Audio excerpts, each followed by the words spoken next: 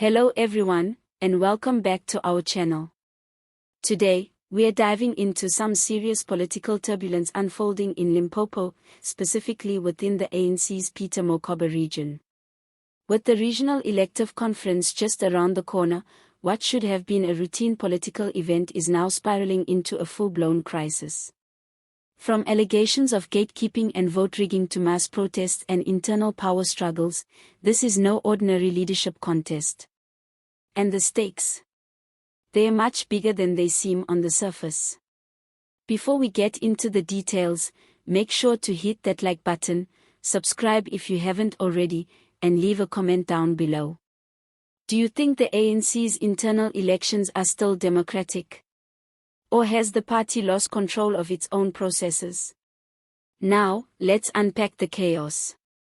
This weekend, the ANC's Peter Mokaba region is set to hold its elective conference, a crucial event that determines regional leadership for the next 3 years.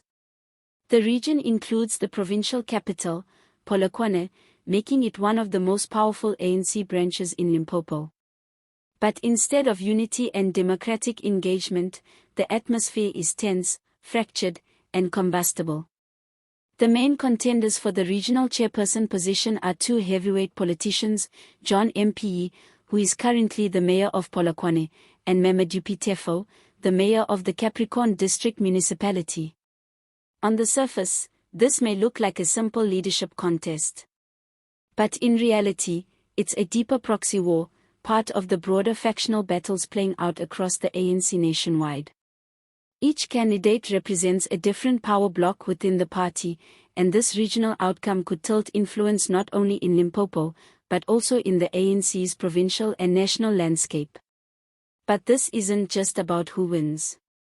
It's about how the game is being played, and more importantly, whether the rules are being followed at all.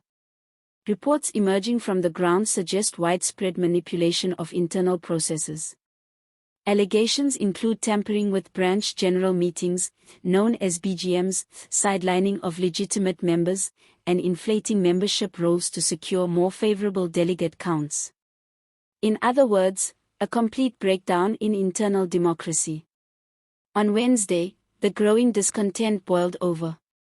Hundreds of people claiming to be ANC branch members staged protests outside the party's Limpopo headquarters at Franz Molola House and later moved to the Polokwane municipal offices.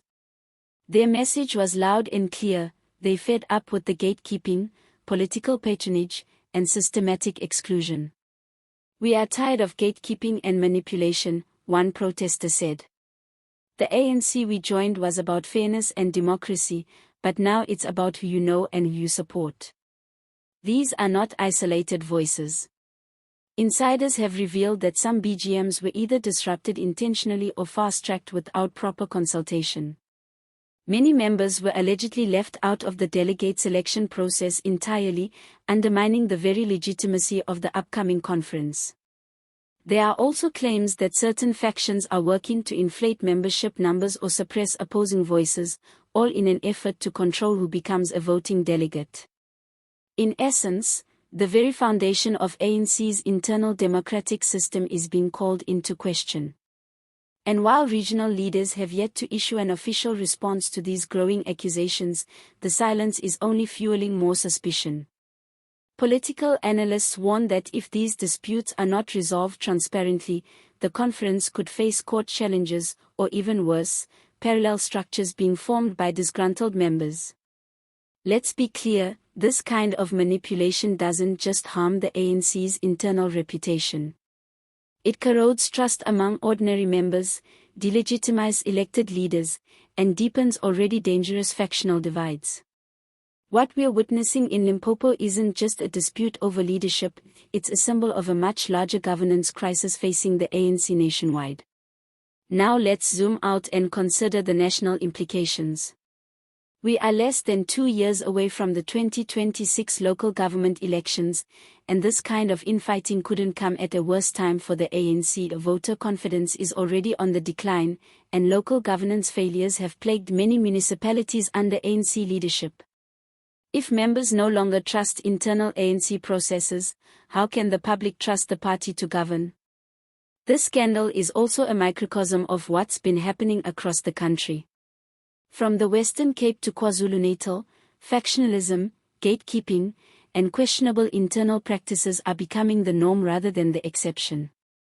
The ANC, once the symbol of liberation and people-centered leadership, now finds itself fighting internal battles more vicious than any opposition party could wage. Let's also not forget the ANC's 2024 general election performance. With the rise of parties like the EFF, Action SA, and the MK party led by Jacob Zuma, the ANC is under immense pressure to present a unified and credible face to voters. But how can it do that when its own internal regions are collapsing under accusations of corruption and manipulation? In the Peter Mokaba region, many fear that the elective conference, even if it goes ahead, will be overshadowed by legal challenges, protests, and lingering resentment. And that's the best-case scenario.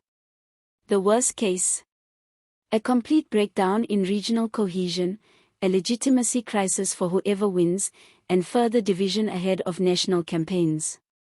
This is not just about Limpopo, it's about the very soul of the ANC. If the party cannot restore integrity to its internal systems, it risks losing not only members, but also public trust, electoral dominance, and ultimately, its identity. So, what happens next? The ANC leadership, both regional and national, has a critical window to intervene, investigate, and correct these issues before the conference begins. Transparency, accountability, and fairness must take center stage, or the consequences could be devastating, not just for this region, but for the entire party. We'll be keeping a close eye on how this story develops, and we encourage you to do the same. If you're from Limpopo or an ANC member yourself, we'd love to hear your thoughts in the comments. Have you experienced similar manipulation in your branch? Do you think the ANC still reflects the values it once stood for? Thanks for watching. If you found this video informative, please give it a thumbs up, subscribe to the channel, and share it with others who care about the state of South African politics. Let's keep the conversation going. See you next time.